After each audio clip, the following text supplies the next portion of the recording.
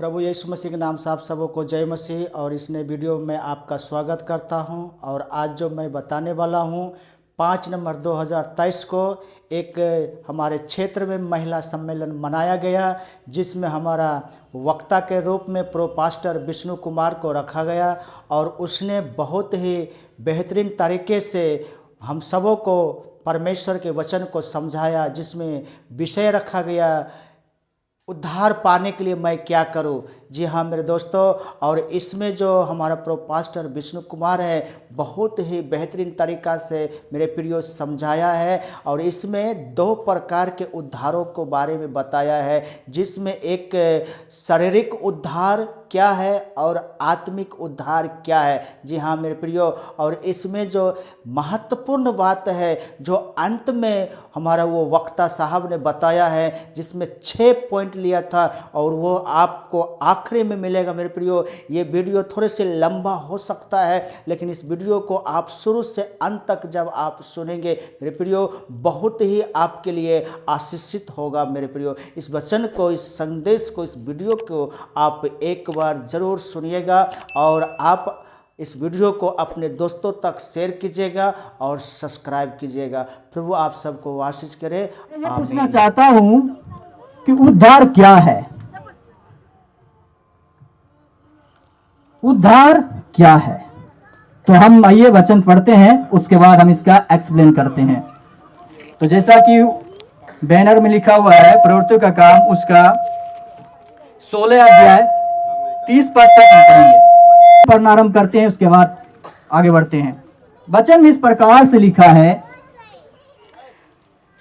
और उन्होंने बाहर लाकर कहा, हे सज्जनों, उद्धार पाने के लिए मैं क्या करूं?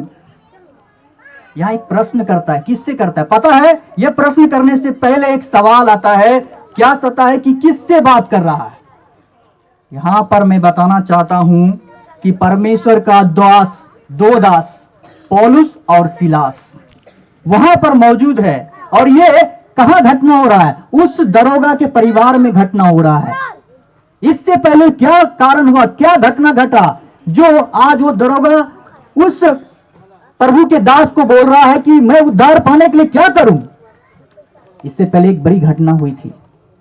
घटना क्या हुई थी कि पौलुस और सिलास क्या कर रहे थे? गांव गांव में जाकर क्या कर रहे थे? सुसमाचार प्रभु यीशु मसीह के बारे में बातचीत कर रहे थे। अचानक उसमें वहां एक महिला थी, एक स्त्री थी, एक दासी थी, जिनमें एक आत्मा थी जो फ्यूचर की बात बताती थी। और उसको जो चलाने वाला था, जिसके अंदर वो काम करती थी, वो उसके लिए पैसे कमाती थी। लेकिन पैसे कमाने के जरिए में बार बार वो क्या बोलती थी पौलुस और सिलास को कि ये तो परमेश्वर का भक्त है, इसके ये तो उद्धार का वचन सुनाते हैं। लेकिन बार बार कहने से पौलुस और सिलास ने क्या कहा? एक दिन उसके लिए प्रार्थना कर दिया। और प्रार्थना कर दिया। उस समय में जो दुष्ट आत्माएं थी, जो भविष्य में बताने वाली दुष्ट आत्माएं थी, उनको प्रभु यीशु मसीह के नाम से निकाल दिया। प्रभु यीशु मसीह के लिए जोरदार ताली मारेंगे। उसी प्रकार जब वो दुष्ट आत्मा निकल गई, तो जो उसके मालिक थे उसका सारा कमाई बंद हो गया, तो उसके विरोध में हो गए। और वहां के सरकार को बोला, ये गलत झूठी शिक्षा प्रचार करते हैं, इसे जेल में डालो। वहां के दरोगा को रिस्पॉन्सिबिलिटी दिया, उत्तर दिया। उसको बोला इसको जालो, जेल में जालो। वो क्या किया? बेचारा खूब पीटा। थाना, कितने लोग हैं जो थाना में देखे हैं कि चोर लोग को पिटाई करता है? कितने लोग देखे? जितने लोग देखे हाथ उठाइए। थाना में। लेकिन पौलुस और सिलास का क्या गलती था? हम लोग तो नहीं जानते हैं। वो तो सिर्फ एक अच्छा काम किया। वो महिला को, दासी के जीवन से क्या किया? दुष्टात्मा निकाल दिया। इतनी गलती थी मेरे मित्रों, मेरे भाई बहनों, उतनी ही गलती थी। अच्छे काम अक्सर आप सुनते होंगे कि हम अच्छे काम करते हैं तो हमको हमारे जीवन में, हमारे परिवार में क्या होगा? परेशानी आता है। उसके बाद वो जेल में डाल दिया गया। और कहा जाता है, वचन में लिखा है कि उसके पांव में जो एक तख्ता होता है, उसमें पांव को फंसाकर जंजीर लगाकर उसको जेल में डाल देते थे। और बड़ी आनंद के साथ वो जेल में क्या कर रहे थे? किसी को पता है जेल में क्या कर रहे थे? भजन कर रहे थे। और हम लोग जेल में जाते तो बोलते प्रभु मुझे जल्दी छुड़ा लीजिए, कोई वकील मिल जाए, कोई वकील मिल जाए, हम जल्दी जेल से बाहर हो जाए। लेकिन वो क्या कर रहा था? भजन कर रहा था। किसका? परमेश्वर का, प्रभु यीशु का, कि मैं धन्यवाद देता हूँ यीशु आज मैं जेल में हूँ। लेकिन वहां एक घटना घटी। वो भजन करते करते करते क्या हुआ कि वहां एक घटना हुआ, बड़ा भूकंप हुआ। जेल के सारे क्या हो गया? जेल के सारे जितने भी कैदी के जंजीर थे, गेट थे, फाटक थे, खुल गए। यहां तक जिसमें पौलुस और सिलास बनता उसका भी गेट खुल गया। आप जरा सोचिए, आप लोग अगर हम लोग जेल में हैं, अगर गेट खुल जाए क्या करेंगे? फुर्र से भाग जाएंगे। चलो पहले जान बचाओ, उसके बाद दूसरा देखा है। सब तो भाग गया। पौलुस और सिलास भागा कि नहीं भागा? क्यों नहीं भागा? क्योंकि उसके वजह से उसका नौकरी क्या होगा? खतरे में पड़ जाएगा। बोला अगर हम भाग जाएंगे मेरे वजह से किसी परिवार को तकलीफ नहीं होना चाहिए। और जब देखा, जब वो दुरौगा जेल के अंदर प्रवेश किया, जब उसको समाचार मिला कि सारे कैदी भाग गए, तो वो दौड़ के आया और एक तलवार लेकर काटने ही वाला था। तो उसने बोला मैं यहां हूं। कौन बोला? पौलुस और सिलास। मैंने नहीं भागा है। उसके बाद वो अपने जीवन बचाता है और तब समझता है कि ये तो अच्छा आदमी है, ये तो बढ़िया आदमी है, ये तो भलाई करने वाला आदमी है। तो उसको क्या ले जाता है? घर ले जाता है। और घर में अपनी पत्नी और बच्चे को कहता है आओ देखो मैं किसे लाया हूं। तो बोलते हैं अरे, पत्नी बोलती किसको ले आया है? इसको तो खूब मार लगा है। बोला मारने वाला भी मैं ही हूं। तो जरा सोचिए, वो अपने घर ले गया, उसका मरहम पट्टी किया, दवाई लगाया और अंत में एक सवाल करता है। वो सवाल बैनर में भी लिखा है और वचन में लिखा है। क्या लिखा है? हे सज्जनों, उद्धार पाने के लिए मैं क्या करूं? मेरा एक सवाल है, आप उद्धार दो प्रकार का होता है। ऐसे हम समझने का प्रयास करेंगे कि उद्धार, बहुत लोग ये बोलते हैं कि मनुष्य का जीवन अगर परमेश्वर से मिल जाए तो समझो उसका क्या हो गया? एक उद्धार हो गया। लेकिन मैं आज यही बताना चाहूंगा कि उद्धार का अर्थ अलग अलग प्रकार से होता है। हम यहां सीखेंगे उद्धार का अलग अर्थ, दो प्रकार का समझेंगे। एक शारीरिक उद्धार, एक आध्यात्मिक उद्धार। शारीरिक उद्धार मतलब तो उद्धार मतलब छुटकारा, मुक्ति, बोझों से हट जा। अगर हमारे पास कोई बोझ है तो इस तरह से हम सीखेंगे। तो चलिए हम पहले सीखते हैं शारीरिक उद्धार। शारीरिक उद्धार हमारी समस्या हो सकती है। आइए एक छोटी सी कहानी सुनते हैं। एक माता पिता बहुत बूढ़ा हो गया था। उसने चाहा कि मैं अपने बड़े बेटे का, इकलौता बेटा था, उसने कहा कि मैं अपने बेटे का शादी कर देता हूं, क्योंकि बूढ़े हो गए थे। बोला कि अगर हम मर जाएंगे तो मेरे बेटे का शादी ब्याह कौन करेगा? कभी आप लोग भी, हमारे अंकल भी सोचते होते हैं, हमारे आंटी लोग, दीदी लोग भी सोच सकते हैं। तो उसने शादी कर दिया। अच्छे पत्नी मिले, इतनी सुंदर सुंदर पत्नी मिला उनको, और वो शादी ब्याह में एक क्या जुड़ गए। जुड़ने के बाद उनके जीवन में एक समस्या है। शादी के करीब 10 साल हो गए लेकिन कोई पुत्र नहीं हुआ। एक बड़ी समस्या है उनके जीवन में। उसके माता पिता सोच रहे हैं कि मेरा इकलौता बेटा है, मेरे इकलौती बहू है, अभी तक कोई संतान नहीं हुआ, मेरा वंश कैसे चलेगा? यह उसके लिए बड़ी समस्या थी। बड़ी मन्नत के बाद 10 साल बाद उसको एक पुत्र होता है, और उसके जो दादा दादी होते हैं वो बहुत खुश होता है। इसलिए बोलता है सब परिवार मिलकर चलो हम घूमने जाते हैं। वो ट्रेन का टिकट लेते हैं और अच्छे से बैठते हैं, और वो रात की निकल के घूमने चल जाते हैं, सुबह हम कहीं अच्छा जगह घूमेंगे। लेकिन वो रात को जब ट्रेन टिकट पकड़ा और आराम से बैठकर जब रात में सो रहे थे, अचानक दोनों ट्रेन लड़ गए। और जब वो दोनों ट्रेन लड़ गया तो उसके डिब्बा के ऊपर एक डिब्बा है।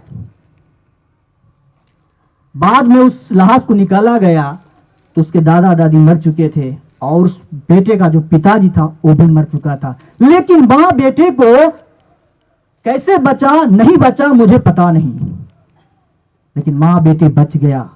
फिर उसके श्राद्ध कार्यक्रम हुआ, समाप्त हुआ, तो उस मां के पास एक समस्या आ गई,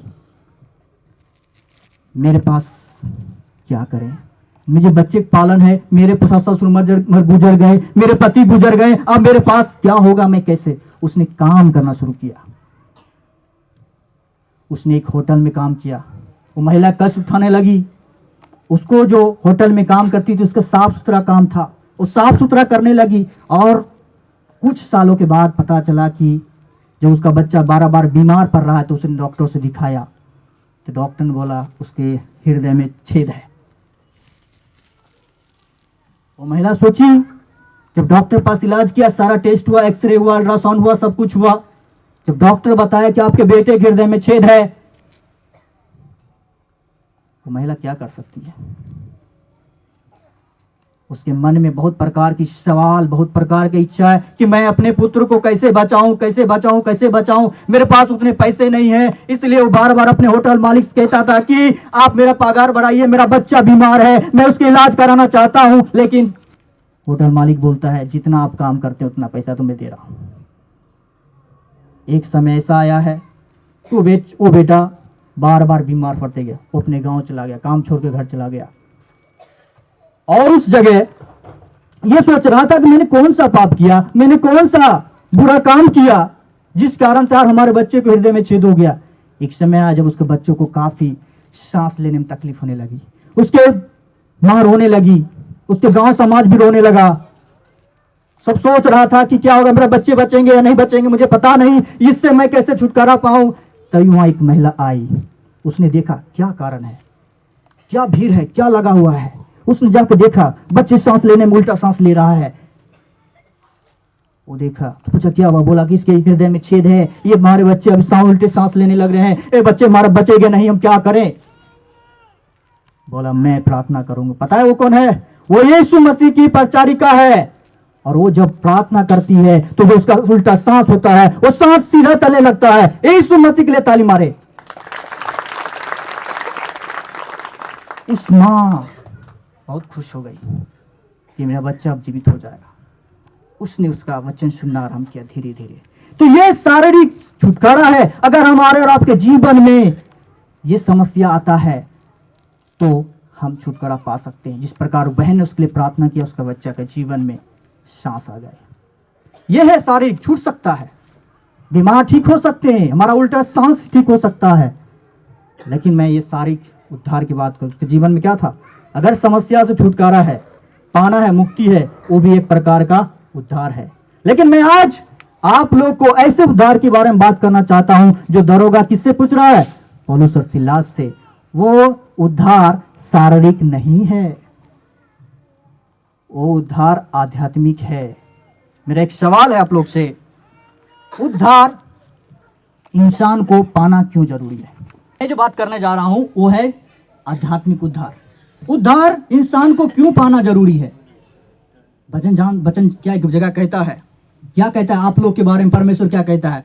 हम पढ़ेंगे रोमियो की किताब, उसका 3 अध्याय 10 से 11 पद। कहता है कोई धर्मी नहीं है, जरा आप ध्यान से सुनिएगा, कोई समझदार करने वाला नहीं है, कोई परमेश्वर का खोजने वाला भी नहीं है, सब भटक गए हैं और सब के सब निकम्मे हो गए हैं, कोई भलाई करने वाला नहीं है। परमेश्वर कहता है, क्या आप इस वचन के द्वारा आपको लगता है कि कोई समझदार नहीं है, कोई भी आज ईश्वर को खोजने वाला नहीं है, सब के सब भटक जाएं और सब निकम्मे हो गए? परमेश्वर हमारे और आपके लिए कहता है। क्यों कहता है? क्योंकि एक वचन और लिखा है, रोमियो उसका 3 का 23 में पढ़ते हैं, जरा सुनिएगा। लिखा है, इसलिए कि सबने पाप किया है और परमेश्वर की महिमा से रहित है, मतलब परमेश्वर की संगति से दूर हुआ। मैं अगर आप लोग से सवाल पूछूंगा, क्या आप लोग पापी हैं? कितने लोग पापी मानते हैं? देखिए कुछ भाई बहन ने उठाया, इसी में बोलते हैं 70% तो बोलेंगे कि हम पापी नहीं है, 20% बोलेगा कि हम पापी हैं, 10% बोलेगा हम कैसे पापी हैं, हम तो कुछ किए भी नहीं किए, कुछ नहीं किए हैं। अगर कुछ करते तब ना पापी ठहरते। लेकिन आपको पता है, आज मैं बताने जा रहा हूं कि हम लोग जन्म से ही पापी हैं। क्योंकि परमेश्वर ने जब इस संसार की सृष्टि की थी तो उस समय पहला और स्त्री पुरुष को क्या दिया था? एक आज्ञा दिया था, पता है? अब जब आप उत्पत्ति उसका 2 अध्याय 15-17 पद में पढ़ेंगे। आइए हम पढ़ते हैं। यहां पर वचन में इस प्रकार से लिखा है, तब यहोवा परमेश्वर ने, कौन ने? यहोवा परमेश्वर ने आदम को लेकर आदम की वाटिका में रख दिया और वो उसमें काम करे और उसकी रक्षा करे। और यहोवा ने आदम से कहा और यह आज्ञा दी कि तू वाटिका के सब वृक्ष फल बिना खटके बिना संकोच के खा सकते हो, परंतु भले या बुरे ज्ञान के वृक्ष का फल तू कभी न खाना, क्योंकि जिस दिन तू फल खाएगा उसी दिन बस मर जाएगा। हम लोग भी बच्चे को क्या कहते हैं, बेटा ये रसगुल्ला है मैं यहाँ रख देता हूँ मत छूना, हम आएंगे ना बाजार से तब तुमको बांट के एक पीस दे देंगे, ठीक। जब ये बोल देते तो हमारे बच्चे क्या करते हैं, मम्मी को जाने दो, मम्मी को बाहर जाने दो और वो ठोंगा से मैं एक रसगुल्ला निकाल लूंगा और बोलूंगा कि बहन खा लिया है। अच्छा बच्चे लोग करते हैं कि नहीं आप लोग, चॉकलेट बोलेगा बेटा है चोपा हम आएंगे चॉकलेट देंगे, लेकिन आप लोग क्या करते हैं, मम्मी निकला पापा निकले बस चॉकलेट लिया खाया बस खुश हैं। उसी प्रकार परमेश्वर तो उस आदम हवा के मम्मी पापा जैसा है ना, उसने आज्ञा दिया, लेकिन वो क्या किया, वो फल दे के बार बार लोभ में आ रहा है। आखिर क्या बात है जो परमेश्वर ने फल खाने से मना किया है। वो बार बार उस फल के पास जाता है, काश मैं तोड़ खातू, लेकिन डर है एक बात कि मम्मी पापा जानेंगे तो पिटाई करेंगे, परमेश्वर जानेंगे तो हमको दंड देंगे, इसलिए बेचारा वो डर डर के क्या कहते हैं नहीं जाते। तो उसको एक उस्काने वाला आ गया, अरे क्या करेगा मम्मी पापा एक थप्पड़ मारेगा, चलो खा लेते मिठाई तो खा लेंगे। क्या करता है बच्चा को, इसी को मौका मिलता है और वो फल खा लेता है और वो मिठाई खा लेता है। मम्मी आए तो एक बार डांट कर छोड़ देती है, लेकिन वही आदम हवा ने किया था उस आदम, उसने क्या फल खाया और परमेश्वर नजर में पाप कर बैठा, क्योंकि आज्ञा को उल्लंघन करना ही सबसे बड़ा पाप बाइबल बताती है। अगर आप लोग अगर ध्यान से सुनेंगे तो आपके बच्चे अगर आपके अनुकूल नहीं चलेंगे तो आपको भी लगेगा कि मेरा पाप, मेरा बेटा मेरे लायक जैसा नहीं है, मेरा आज्ञा को नहीं मानता है। उस दिन परमेश्वर को सबसे बड़ा दुख हुआ, क्योंकि उसकी सृष्टि अगर हमारे आपके बच्चे नालायक निकल जाए कितना तकलीफ होता है। माँ 9 महीने रखती है और माता पिता मिलकर क्या करते हैं, उस बच्चे को परिवेश करते हैं, परिवेश अच्छा पढ़ाई लिखाई देने के बाद जब उसकी शादी हो जाती है और उसमें पलट जाते हैं, तो मैंने तुम्हें इसीलिए पढ़ाया था, मैंने इसीलिए तुम्हें जन्म दिया था कि शादी ब्याह करो और पत्नी से मिलकर के मुझे लात मार दो। मैं कहना चाहता हूं जब परमेश्वर ने पाप गिरा तो परमेश्वर भी हमारे जैसा सोचना नहीं है, हमसे ज्यादा सोचते। उसको बोला मैं क्या करूं, मानव तो उसको भटका दिया, उनको बोला आप तो मैं तुम्हारे साथ संगति नहीं कर सकता, तू मेरे आज्ञा को उल्लंघन कर दिया, इसलिए श्राप दिया। वो श्राप आज भी मौजूद है। कोई बताएंगे कोई श्राप, कोई श्राप बताएंगे। महिला को श्राप दिया, बहन और ध्यान से सुने, यदि तू पुत्र जनेगी यानी कोई बच्चा उत्पन्न करेगी तो तुम्हें पिराए होंगे। ऐसा कोई मां बहन है जो बिना पिराए के बच्चे को जन्म दिया है? संभव ही नहीं है, क्योंकि परमेश्वर का कहा हुआ वचन कभी टलता नहीं है। सर्प को यह श्राप दिया कि तुमको मानव और सर्प के बीच में दुश्मनी पैदा की कि जब जब सांप से मुलाकात होगी तो आदमी बहुत बड़ा चालाक है, उसके सिर को ही कुचलता है। सही बात है, क्यों कुचलता है? सांप को इंसान से डर लगता है और इंसान को सांप से डर लगता है, दुश्मनी दोनों है। अगर संजोग अभी मिल जाए तो भागिएगा नहीं बल्कि कूट दीजिएगा, ठीक। किसको सांप मारने के लिए अच्छा आता है? हमें कहना चाहता है कि सांप जो है वो दुश्मनी है। तीसरा सबसे श्राप किसको मिला? पुरुष को ना। आज देखिए बेचारा हमारे पुरुष भाई को इतना धूप में काम करते हैं, काला हो गए हैं, और हमारी बहन को देखिए काफी सुंदर दिख रहे हैं, क्योंकि घर में रोटी चपाती सब बनाती है, अच्छी अच्छी रहती है। वो भी बेचारा उसी का मारा हुआ है ना। हम भी कुछ दिन बाद काला हो जाएंगे, बूढ़ा हो जाएंगे, हम भी उसी के मारे हुए हैं। तो परमेश्वर कहता है कि अल्लाह आज्ञा उल्लंघन के बाद तो आपको ये समस्या झेलनी पड़ रही। कब से? उस सदन की वाटिका से झेल रहे हैं। लेकिन मित्रों इतना भी आदमी नहीं रुका, पाप करते गया, बढ़ते गया, बढ़ते गया, बढ़ते गया। परमेश्वर ने देखा पृथ्वी में ऐसे ऐसे पाप होने लगे जिसको इंसान नहीं करना चाहिए। परमेश्वर के पास 2 ऑप्शन था, या तो विनाश करना, दूसरा सुधारना। तो बताइए अपने बच्चों को करने के लिए क्या करते हैं आप? 2-4 थप्पड़ तो लगे भी करते होंगे ना। कौन कौन अपने बेटों को थप्पड़ मारते हैं? हाँ, जोर से कि हल्का से? जोर से मार देते हैं। कभी कभी 5 उंगली उखड़ जाता है, पंजा, है ना। क्यों मारते पता है आपको? कि दोबारा गलत ना करे। माँ बाप को अधिकार है अपने बच्चे को उसको सही रास्ते पर लाना है। अगर नहीं लाएंगे तो बच्चा आगे जाकर सही रास्ता पे नहीं चलेगा। इसलिए मेरे भी 2 बेटियां हैं, एक बड़ी वाली 6 है, एक 8 महीने की हो गई। हमारे भी जिम्मेवारियां हैं कि हम अपने बच्ची को अच्छी शिक्षा दें, अच्छे गलत चीज राह चले तो उसको डांटे फटकारें। परमेश्वर ने वैसा ही किया, चलो मैं दंड देता हूं। आपको पता है एक संसार में जल प्रलय आया, सारी दुनिया को नाश कर दिया, सब कुछ भाई, केवल नूह के परिवार 7 परिवार बचे। हमारे हिंदू धर्म में भी लिखा है मत्स्य पुराण में, राजा मनु के समय केवल 7 परिवार बचा था उसमें जल प्रलय। आज उसकी वंशज है और कहता है कि मैं दोबारा इस जल प्रलय को, इस दुनिया को जल प्रलय से नाश नहीं करूंगा। परमेश्वर ने क्या उसके लिए कोई चिन्ह दिया है? किसी को मालूम है? जब जब बारिश हो गई आप समझ जाना कि दोबारा परमेश्वर दुनिया को नाश करने वाला नहीं है जल से। किसी को पता है वो चिन्ह? इंद्रधनुष। बाइबल में बोलता है धनुष वो सतरंगा होगा, ट्विंग करके आएगा, ठीक है, और उसमें 7 कलर होगा और हमेशा देखिएगा बारिश समाप्त होने के बाद होता है। वह चिन्ह कितने लोग देखे हैं? नहीं देखे हैं? अरे वाह, बच्चा सबसे ज्यादा देखा है। हमको पता है तुम लोग घर से बाहर घूमता है ना, बारिश खत्म होता जाता है बाहर घूमने, इसलिए तुम लोग देख लिया। अब बहन लोग नहीं जाती है, ठीक है, बहुत बढ़िया। वो चीज है, सिंबल है, आपको याद रखना पड़ेगा कि परमेश्वर दुनिया को जल प्रलय से। अब तो एक काम तो कर दिया, परमेश्वर ने बोला मैं दुनिया को बचाऊंगा, हमारी बेटी बेटियां हैं, हमारे भाई बहन हैं, इसको मैं बचाने के लिए उपाय करना है। तो परमेश्वर ने एक उपाय किया, क्या पता है? यूहन्ना 3 अध्याय 16 और 17 पद पढ़ेंगे।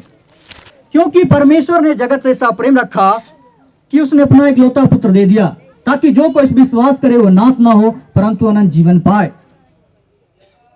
परमेश्वर ने अपने पुत्र को इसलिए नहीं भेजा कि उस पर दंड किया गया हो। मेरे मित्रों, परमेश्वर ने एक योजना बनाया, उस पुत्र को इस संसार में यीशु को भेजा और यीशु मसीह क्या किए?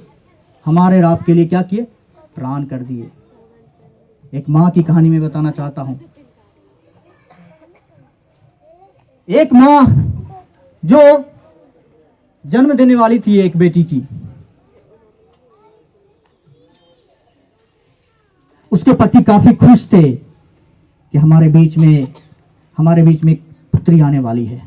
उसके पिताजी उसके बाहर में काम करते थे और वो आए, उसकी पत्नी ने एक सुंदर बेटी को जन्म दिया और करीब 3 महीने के बाद उसके पति का अचानक देहांत हो जाता है। फिर उस महिला के पास फिर एक समस्या आ जाता है, पढ़ी लिखी नहीं है, क्या करेंगे, कहाँ काम करेंगे मालूम नहीं है। तो वो गांव के एक मुखिया के घर समझ सकते हैं, उस घर में वो काम करने के लिए जाती है। तो उसकी मालकिन जो थी बहुत काफ़ी अच्छी थी, दयावान थी।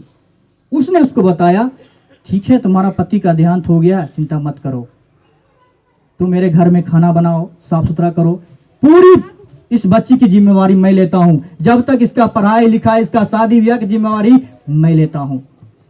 वो बहन उस घर में काम करने लगी। काम करते करते लगभग 6 महीना हुआ तो उसकी बच्ची 9 महीने की हो गई।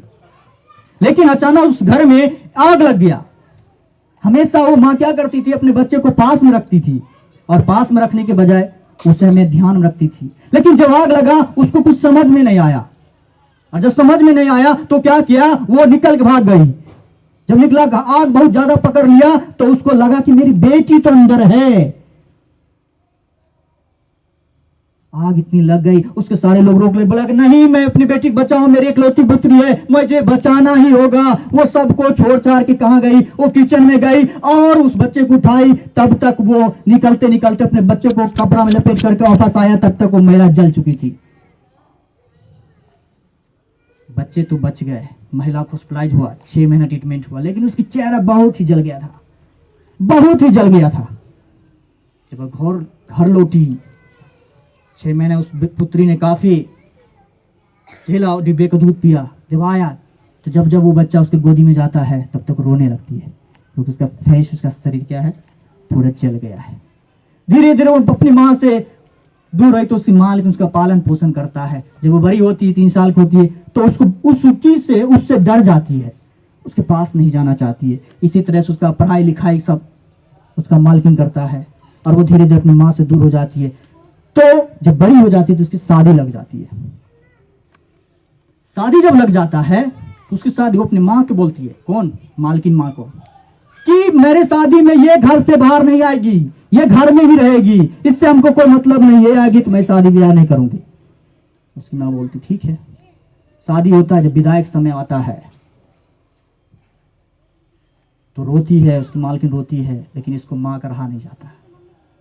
वो बाहर निकल जाती है तो वो गुस्सा से बोलती है, तुम क्यों बाहर आई, मैंने तुम्हें मना किया था ना, तुम बाहर मत आना।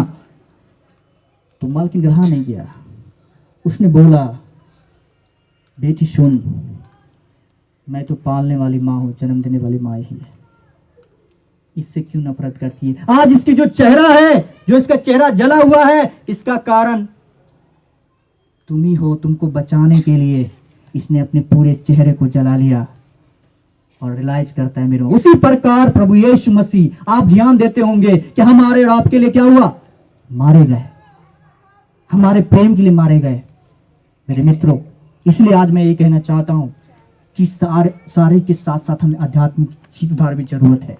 इसलिए मैं आगे ही बोलना चाहता हूं कि जो मेरा थीम है, उद्धार पाना जरूरी है, पाप से छुटकारा पाने के लिए है। इसलिए जो प्रश्न कहता है उद्धार पाने के लिए मैं क्या करूं, तो मैं यहां पर कुछ बातों को लाया हूं कि उद्धार पाने के लिए आपको क्या करना चाहिए।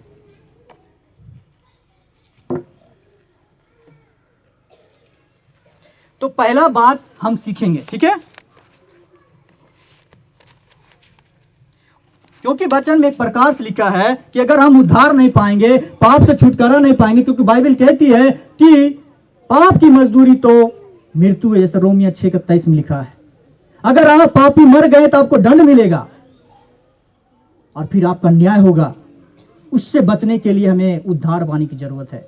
तो पहला मैंने वचन चुना है, उद्धार पाने के लिए मैंने 5 कारण को, यहां पर 6 कारण को लिखा है, आप समझें। पहला कारण मैंने यहां बताया है, परमेश्वर का वचन सुनना चाहिए। पहला क्या है, परमेश्वर का वचन सुनना चाहिए। आपको पता है, आपके जैसे ही 2 बहन थी। एक दिन उसके घर में, उसके गांव में प्रभु यीशु मसीह जा रहे थे। कौन जा रहे थे? 2 बहन आया। अगर इसके बारे में पढ़ना चाहेंगे तो लूका उसका 10 अध्याय 38 से 42 में लिखा है। 2 बहन आया, क्या देखा कि प्रभु यीशु मसीह कहां जा रहे हैं, उसके गांव से निकल रहे हैं। तो जब उसके घर के पास पहुंचा, उसने क्या किया, प्रभु मेरे घर तो आइए। और हम लोग क्या करते हैं, प्रभु यीशु को कहां रखते हैं, वो तो आप लोग को पता है। उसने बोला, प्रभु आप मेरे घर आइए। दोनों बहन बहुत खुश हो गई। प्रभु गया। हम लोग, हमारे यहाँ कोई गेस्ट आता है क्या करते हैं, अगर ठंडी में आ जाए और पूरा ठंडा कोल्ड ड्रिंक्स पिलाए तो कैसा रहेगा, कौन जम जाएगा, ठंडा जम जाएगा, गेस्ट जम जाएगा। गेस्ट एक बार पिला दीजिएगा, दोबारा आपके ठंडी में भी नहीं करेगा। आपके घर ठंडी में कोल्ड ड्रिंक्स नहीं चलेगा। बोलेगा बहन के घर में गए, आराम से फ्रिज से निकाल कर एक अच्छा सारा कोल्ड ड्रिंक्स दे दिया, वो बेचारा सोचेगा पी लेता हूं, बाद में सर्दी खांसी धर लेता है इसको। तो ठंडी में क्या देना चाहिए, हमारी बहन को पता है चाय बहुत पसंद है ना, कॉफी भी दे सकते हैं ना, गर्म चीज। उसी प्रकार वो जो 2 बहन थी, यीशु को बुलाया, कहा, घर में, प्रभु यहां बैठिए। एक बहन बहुत चालाक थी, एक बहन बहुत मेहनत परिश्रम करने वाली थी। एक बहन चला गया किचन में, और एक बहन प्रभु के चरणों में बैठ के क्या कर रही थी, वो किचन में आटा सान रही है, पूरी बेल रहा है, कोई पनीर बना रहा है, कोई रसगुल्ला खा रहा है, रसगुल्ला बना रहा है, कोई चलो कुछ भी बना लेते हैं। वो परेशान हो जाती है, अपनी बहन से कहती है, प्रभु देखिए ना मैं परेशान हो रही हूं, मेरा मदद करने के लिए इसको भेजिए। प्रभु ने क्या बोलता है, क्यों परेशान होती हो, इसने उत्तम चीज को चुन लिया है, ये चरणों में बैठ के क्या कर रही है, वचन सुन रही है। आप भी उत्तम प्रदान चुन रहे हैं। आज क्या कर रहे हैं आप, प्रभु यीशु का वचन सुन रहे हैं। आप वैसा बनिए, परमेश्वर का वचन सुनना चाहिए। जब आप सुनेंगे तो आपके जीवन में बहुत बहुत चीज आएगी, आपको दिमाग खुलेगा, बुद्धिमान बनेंगे। इसलिए मेरा पहला पद था, उद्धार पाने के लिए सबसे पहला काम है आपको वचन सुनना चाहिए। दूसरा है पश्चाताप और मन फिराना चाहिए, क्योंकि यशाया एक अध्याय 18 पद में परमेश्वर कहता है, तुम्हारे पाप चाहे लाल रंग के हो, किसी भी प्रकार के कलर का हो, चाहे आपने किसी प्रकार का पाप क्यों ना हो, मैं श्वेत सफेद करने के लिए, मतलब उस पाप को दूर करने के लिए तैयार हूं। लेकिन उसके लिए आपको क्या करना पड़ेगा? मन फिराना होगा, पश्चाताप करना होगा, क्योंकि एक वचन में लिखा है, पहली यूहन्ना 1:9 में लिखा है, हम पढ़ना आरंभ करते हैं कि यदि हम अपने पापों को मान ले तो वह हमारे पापों को क्षमा करने के लिए तैयार है, और कहते हैं हमें सब अधर्म से शुद्ध करने के लिए भी तैयार है, क्योंकि वो विश्वास योग्य धर्मी है। यदि हम अपने पापों को मान ले और उससे क्षमा मांगे, मन फिराए अपने गुनाहों से, तो प्रभु यीशु मसीह कहता है कि मैं उसके अधर्म को, उसके पापों को क्षमा करने के लिए तैयार हूं। क्योंकि एक वचन और लिखा है इसी के 1:7 में, यीशु का लहू हमें सब पापों से शुद्ध करता है। जिस प्रकार उस बहन की माता ने अपने आप को जलाया था, उसी प्रकार यीशु मसीह हमारे लिए मरा, तभी तो आज हम पापों से शुद्ध हो रहे हैं, ताकि हम लोग उस न्याय से बच सके जो जब प्रभु यीशु आएंगे उससे बचने के लिए हमने दूसरा कारण बताया कि मन फिराना और पश्चाताप करना जरूरी है। तीसरा है यीशु पर विश्वास करना।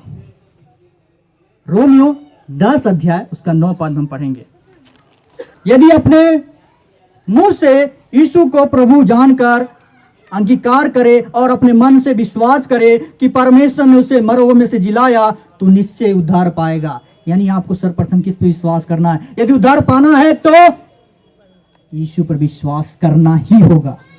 अगर हम यीशु पर विश्वास नहीं करेंगे तो उद्धार हमें नहीं मिल सकता है। आप किसी भी चीज में जाइए, जो चीज मैंने पढ़ाया किया, सब धर्मों का पढ़ाई करके मैं आया हूं, कहीं भी उद्धार नहीं है सिवाय यीशु के द्वारा। इसलिए आपको यीशु पर विश्वास करना होगा। अगर उसको प्रभु जानकर विश्वास करते हैं तो आपको परमेश्वर क्या करेगा? उद्धार देगा, प्रभु यीशु में उद्धार करेगा। चौथा कारण मैंने बताया, जब आप सब कुछ कर लेंगे तो कहता है अपने विश्वास को प्रकट कैसे करेंगे? तो चौथा मैंने पद चुना है बपतिस्मा लेना। चौथा जो है वो है बपतिस्मा लेना, जो कि मरकुस उसका 16 अध्याय 15-16 पद में हम पढ़ते हैं कि प्रभु ने क्या कहा।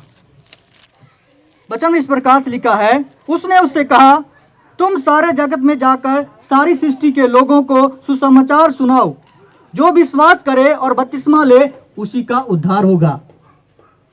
मैं क्या बोला कि आपको जब बपतिस्मा लेना होगा, अगर आप बपतिस्मा लेते हैं तो प्रभु क्या कहता है? आपके उद्धार को सुरक्षित करता है। बहुत से ऐसे हमारे भाई बहन है प्रभु ग्रहण कर चुके हैं, बहुत सारे बहन है जो आप उद्धार पा चुके हैं। इसलिए मैंने चौथा पद चुना था बपतिस्मा लेना। पांचवा जो चाहिए वो है अपने विश्वास की रखवाली करना। अगर आप बपतिस्मा ले लेते हैं, पश्चाताप कर लेते हैं, विश्वास कर लेते हैं, और बपतिस्मा लेने के बाद एक चीज बनता है, वो है क्या? वो है अपने विश्वास की रखवाली। जिस विश्वास से आपने यीशु को ग्रहण किया है, उस विश्वास को बचाए रखना। कभी कभी होता है क्या है कि हम लोग क्या करते हैं, जब परेशानी आता है, दुख समस्या आता है, तो क्या करते हैं? हम यीशु मसीह को छोड़ देते हैं और हम क्या करते हैं? पुराने जीवन में लौट जाते हैं। इससे हमारा उद्धार नहीं मिलेगा, क्योंकि विश्वासी की रखवाली करना, जैसा कि वचन 2 तीमुथियुस उसका 4 अध्याय 7 और 8 पद पढ़ेंगे। मैं अच्छी कुश्ती लड़ चुका हूं, मैं अपनी दौड़ पूरी कर ली है, मैंने विश्वास की रखवाली की है। पौलुस कहता है, पौलुस भी क्या था? एक मसीह को सताने वाला व्यक्ति था। आज बैठे हुए ना, अगर पौलुस रहता तो गरम तेल में तल देता आपको। लेकिन एक दिन ऐसा चमत्कार उसके जीवन में आया, प्रभु ने उसके मन को बदल दिया और वही बड़ा व्यक्ति बना। यीशु के लिए उसने अपने प्राण दिया और बहुत लोगों के लिए उसने वचन को लिखे। बहुत जगह उन्हें कोरो खाया, बहुत जगह बहुत बार जेल गया, लेकिन अंत में वो मारा गया। वो व्यक्ति इस पत्री को लिखता है और कहता है कि मैं तो अपनी कुश्ती लड़ चुका हूं, मैं तो जिस विश्वास से यीशु को ग्रहण किया था, मरते दम तक मैं पकड़ा हूं और मरते दम तक मैं पकड़ूंगा। अब मैंने अपने विश्वास की रखवाली कर ली। इसलिए मेरे प्रिय भाई बहन, आपको भी विश्वास की रखवाली करना होगा। अगर आप ऐसा नहीं करते हैं तो जो उद्धार उससे मिला है वो नहीं मिल पाएगा। अंतिम में मैं कहना चाहता हूं, छठा, अंत तक जो धीरज रखेगा, अंत तक आपको धीरज रखना पड़ेगा। जैसा कि मत्ती उसका 24 उसका 13 पद में लिखा है। यहां पर लिखता है मत्ती 24 का उसका 13 पद में, कहता है परंतु जो अंत तक धीरज धरेगा उसी का उद्धार होगा। मेरे मित्रों, जब आप विश्वास करते हैं, जब प्रभु ग्रहण कर लेते हैं, तो मृत्यु जब तक जीवन में न आ जाए तब तक आपको उस विश्वास को धीरज करना। धीरज मतलब था आपके जीवन में किसी प्रकार की परेशानी है, कोई दिक्कत नहीं। कभी कितना बड़ा दुख है, कोई दिक्कत नहीं। प्रभु हर दुखों का निदान करना आता है। बस समय का इंतजार कीजिए, समय का इंतजार कीजिए। परमेश्वर कहता है अंत तक धीरज धरो तो तुम्हें धीरा उद्धार मिलेगा। मेरे मित्रों, मैंने 6 बात आपको बताए। उद्धार पाने के लिए आपको पहला काम करना होगा, परमेश्वर को वचन सुनना चाहिए। अगर आप सुन रहे हैं, बड़ी खुशी की बात, एक स्टेप आप पार चुके हैं। दूसरा कहता है पश्चाताप और मन फिराना। आप पश्चाताप करें और मन फिराएं। तीसरा है यीशु पर आप विश्वास करें। चौथा है इन सब करने के बाद आप बपतिस्मा लें। पांचवा है जब बपतिस्मा ले लेते हैं तो उस दिन से आप मसीह जीवन जिए विश्वास के साथ। और छठा है आप मरते दम तक प्रभु को ना छोड़ें। अगर आप ऐसा करते हैं तो प्रभु कहता है, एक वचन और आपके बाद में समाप्त करूंगा। प्रकाशित वाक्य उसका 3 अध्याय 10 में क्या लिखा है, 20 में, देख, किसको बोल रहा है? हमें और आपको बोल रहा है। देख मैं तेरे द्वार पर खटखटाता हूं, यदि कोई मेरा शब्द सुनकर द्वार खोलेगा तो मैं उसके पास भीतर आकर उसके साथ भोजन करूंगा, वह मेरे साथ। मेरे मित्रों, भाई बहनों, यहां ध्यान सुनिएगा। आज हम लोग का यीशु मसीह कहां है? आपके दरवाजा के बाहर खड़ा है। हमारी और गलती उसको क्या किया, हमारे घर में आने नहीं दिया। लेकिन जब आप वचन सुन रहे हैं, उनको आशा है कि आप एक दिन उसके द्वार पर आ गए हैं। अगर आप उसके द्वार पर नॉक कर रहा है, ऐसा नहीं कि अभी जाना है घर तुरंत, कहाँ है यीशु मसीह? ये जो दिल की दरवाजा है ना मेरे मित्रों, मेरे भाई बहनों, वहाँ पर नॉक कर रहा है कि मुझे आने दो, मैं तुम्हारे साथ आना चाहता हूँ। मुझे अपने दिल हृदय में जगह दो, मैं तुम्हारे संग रहना चाहता। क्यों मुझे दरवाजा के बाहर खड़ा करके रखा है? क्यों? गलती तो आप लोग किए, लेकिन मैं आपके लिए मरा, फिर भी आपने मुझे क्या किया? दरवाजा के बाहर खड़ा कर दिया। प्रभु यीशु मसीह आपके साथ भोजन करना। हमारी बहनों में एक खासियत है, अच्छे भोजन बनाती है। तो क्या आप लोग यीशु को अपने घर में भोजन खिलाएंगे? नहीं खिलाएंगे? कितने लोग हैं जो यीशु मसीह के साथ भोजन करना चाहते हैं? सब करेंगे? यस, हमको भी यीशु मसीह के साथ रहना है। तो मैं ये कहना चाहता हूं, अपने जीवन को बदलें और प्रभु यीशु मसीह को अपने जीवन में आने दे। इतना ही कहूंगा। परमेश्वर वचन सुनाए जाने हम सबको आशीष दे। आमीन।